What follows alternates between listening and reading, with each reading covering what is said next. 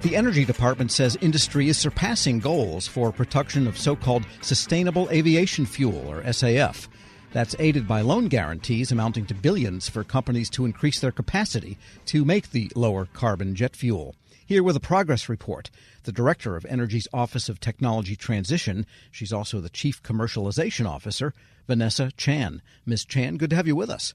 Great to be here. Well, tell us about this program that Energy is trying to foster, capacity to make SAF, or sustainable fuel, and maybe tell us what exactly sustainable aviation fuel is. Something better than kerosene.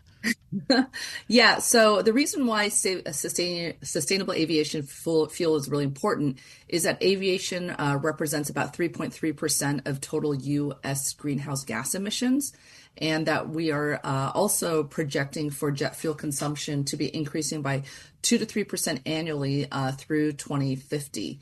And if we really want to be able to decarbonize aviation, the only way to do that is to do sustainable aviation fuel, because until we have hydrogen or electric aircraft, they are still very much in their infancy. Technically, it's really unlikely for any other thing than sustainable aviation fuel to be actually getting us to those reductions. And so what sustainable aviation fuels is basically when you are using routes that are lower carbon. So, for example, we can take hydroprocessed esters and fatty acids, known as HEFA, or alcohol to jet fuels, that will allow us to convert these feedstocks into a liquid, which is less carbon intensive than what we currently use, which is basically the fuel that is coming out of the ground. And so the reason why SAF is important is really there's no other way to decarbonize aviation other than using SAF. Right. So SAF, then, the decarbonization or the lowering of carbon comes from the production of it and not necessarily from the burning of it. Correct. And it comes out in a way that it has the same amount of power, per gallon or something, so that if you fill a plane up, it'll go just as far with the SAF as it would with the conventional fuel. Exactly. And what does Energy specifically do to foster production of this? Is it mostly loan guarantees, or what else do you do? Yeah, so when you think about commercialization, there's basically 4 stages to it. There's research and development, and then there's demonstration and deployment. And so we are doing work both in the research and development side as well as on the demonstration and deployment side. So on the research and development side, we have a bioenergy technology office, and what they have done is they've awarded $150 million in funding 28 pre-pilot, pilot, and demonstration scale projects related to SAF. And they also were the folks that had released the SAF Grand Challenge Roadmap in 2021. So to give you an example of the kinds of things that BETO does, there were 2 recent Phase 2 awards on scale up, including a demonstration project scale with AVA-PCO and a pilot scale project with Marquee Energy.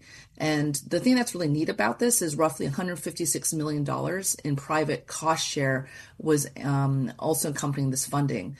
In addition, there also is a funding opportunity that BETO has announced, which is $12 million to support the scale up of integrated biorefinery technologies. So that's kind of on the earlier stage side. Then in LPO, in 2024 of October, so a few months ago, they announced 2 conditional loan guarantees for SAF production facilities. There is $1.4 billion to Montana Renewables, which will finance the expansion of renewable fuels facilities in Great Falls, Montana. That's going to use vegetable oils, fats, and greases to produce SAF. And then a $1.46 billion loan guarantee to Gevo Net Zero One, which will help finance the first-of-a-kind large-scale cornstarch to jet fuel facility in the United States. And this will be located in South Dakota, which is going to use low-cost, low-carbon field corn, and also on the back end of it have carbon capture and sequestration in order to lower the emissions. And, to get the horse to drink out of the trough, though, the single largest cost factor in getting your Airbus from Chicago to Miami is the fuel. And Correct. Airlines that are extremely sensitive to fuel costs. Can this be done economically so that companies are going to want to use it? Yeah, so that is so critical. Like whenever we've been thinking about commercialization here at the Department of Energy, it's about how do we get the unit economics to the point where this is economically viable for the private sector. And right now, we're not there yet. And the reason why is we're not at the tipping point where you're able to scale things up so that costs go down. And so this is why it's important that we are catalyzing the industry by helping with these loan guarantees and so forth, so that we can end up getting to a point where we're scaling and the economics can come down. And just a brief detail question, the one in Great Falls, Montana that got the loan for vegetable oils, fats, and greases, that's not leftovers. That's new stuff because there's not enough fast food fryers in the world to produce enough fuel to keep aviation going. Yeah, so it'll be a combination of things, right? So absolutely.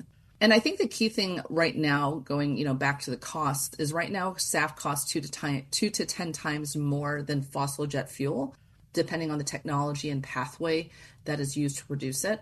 And so it's really important to either have mandates, which is what we're seeing in other countries, in order to help drive it, but also tax credits are critical as well. And so those two things in conjunction with things like the loans that we're giving will help us to scale production so that we can end up getting to a point where the costs can become economically viable. We're speaking with Vanessa Chan. She's the Chief Commercialization Officer and also the Director of Energy's Department's Office of Technology Transitions. And you also made an announcement the other day about a new report, a series of reports. And normally we don't find the issuance of reports newsworthy, but there's something about these reports that is noteworthy. Yes. So when I joined the Department of Energy, we were very much here focused on research and development. And then what happened was through the passage of the bill and IRA, we now had $500 billion going to demonstration deployment, the last two stages of commercialization. And what we realized was in order for us to commercialize any technologies, it doesn't matter if it's in the energy space or even in the pharma space, in the end, you need the private sector to be doing this.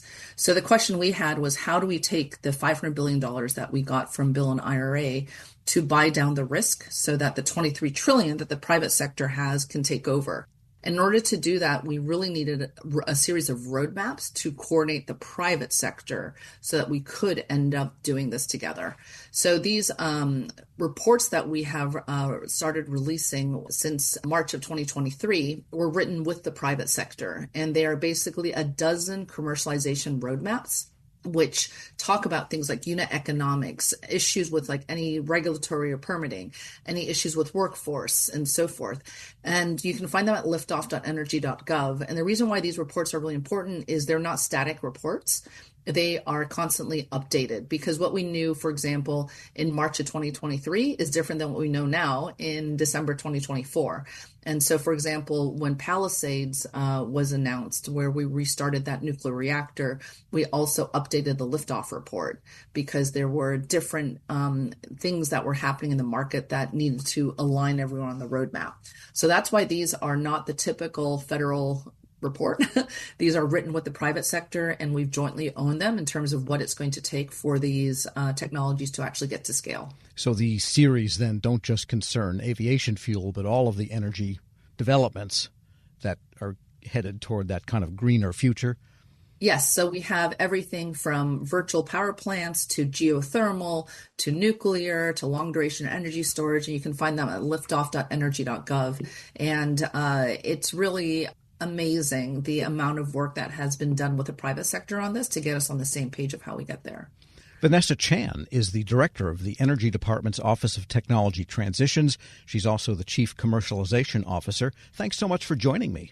It's great to be here. Thank you. And we'll post this interview along with a link to more information at federalnewsnetwork.com/Federal Drive. Subscribe to the Federal Drive wherever you get your podcasts. Retired U.S. Army General Robert Brown's path to leadership was anything but conventional. Drawn to the military by its unwavering focus on mission, his decades of service in the Army emphasized mentorship, trust, and selflessness. Now president of the Association of the United States Army AUSA, General Brown joined Shane Canfield, CEO of WEPA, to share insights on making tough decisions and leading with purpose.